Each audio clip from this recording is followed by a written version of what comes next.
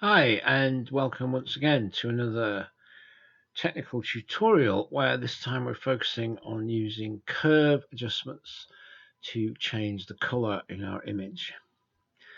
And here we have, as you can see, it's a portrait image in urban setting.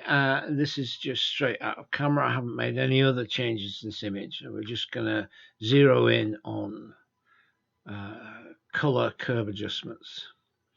So if we, in our adjustments panel, can find the curves adjustment and fire it up, the first option we have is to work on RGB, but we're not doing that here because we want to work on color. And there's so many things you can do with this, obviously, depending on your personal taste and what you like. But here, I'm just trying to give you a glimpse into the kind of things that I will often do with these. So I will often want to push blue up on the left, the shadows, and balance that by pushing yellow on the other side. And I find that gives quite a sort of pleasing balance and a slightly more contemporary look to the image almost straight away. I also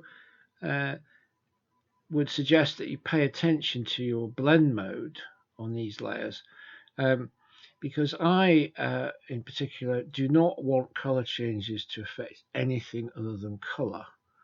And I hope you can see there that with normal mode selected, the color changes have actually influenced luminosity in the image.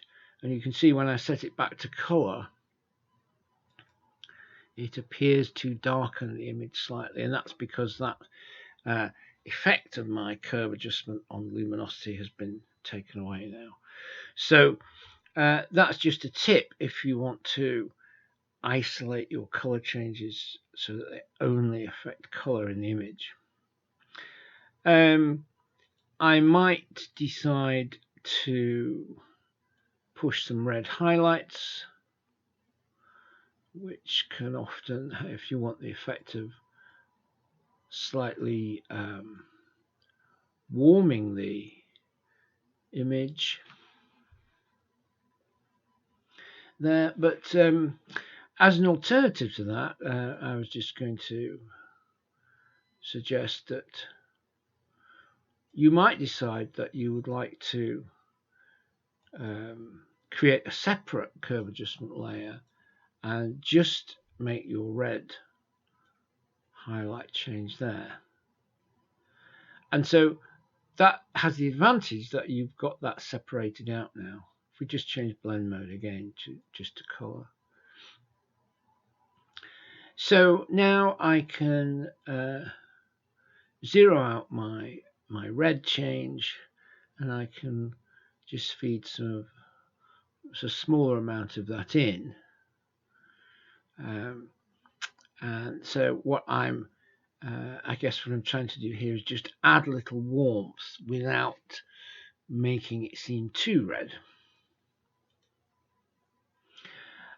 And so on, and I can carry on merrily making as many of these color curve adjustment layers as I like until I'm pushing cyan. And I can experiment with different combinations. I can keep on adjusting, remembering to change my blend mode. And so I'll carry on making these adjustments until I feel happy with the result. One thing that I think is quite useful to point out is that whereas we have the ability to we can make a separate curve adjustment layer in that example just for red. So we've got that granularity if we want it. However, what I will sometimes do is make a bunch of curve adjustment layers, group them with Control G, and then I can then tune opacity on the group. So if I feel that my color changes are basically good, which I usually hope they are, but a bit too strong, I want to make it a bit more subtle, I could decide to group them and reduce opacity on the group, thus pulling back all of my color changes together. Okay, so let's just snapshot there, and we can just go back and review. That's our original image, and there's the image with the color enhancements. Something else that I thought would be worth just mentioning is that we can use color to create separation between the subject and the background. We often use light to do this, luminosity, but we can use color as well. So just to illustrate that, say for example that I was to do another pass on curve color adjustments and push blue once again, get a much sort of stronger blue effect, and perhaps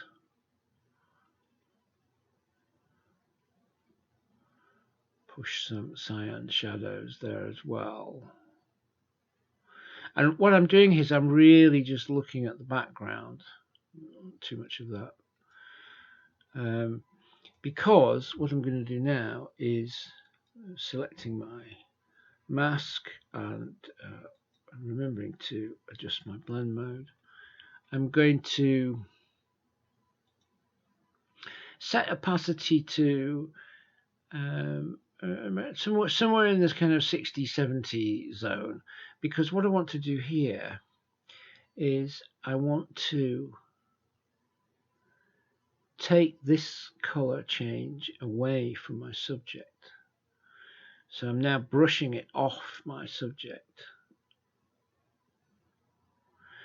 But I want it to blend in, which is why the opacity is kind of medium opacity, which I usually find will enable me to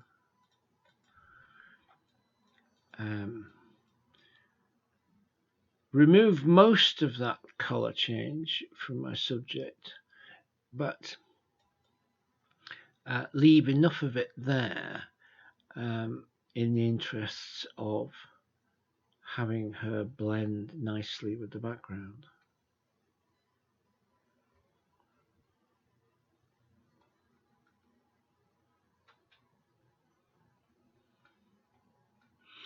Okay, and so there, I hope you can see that the effect of that layer is to some extent we're using color to create a difference between the subject and the background, which to some extent helps her to pop. And if we snapshot again, we just go back to our original image. Those were the color changes we made, and here we did another pass where we changed the background quite a bit more in the interests of being able to separate our subject from the background. Just adding a little bit more on there. Okay, so there we are, and I hope you find that useful, and thanks for watching.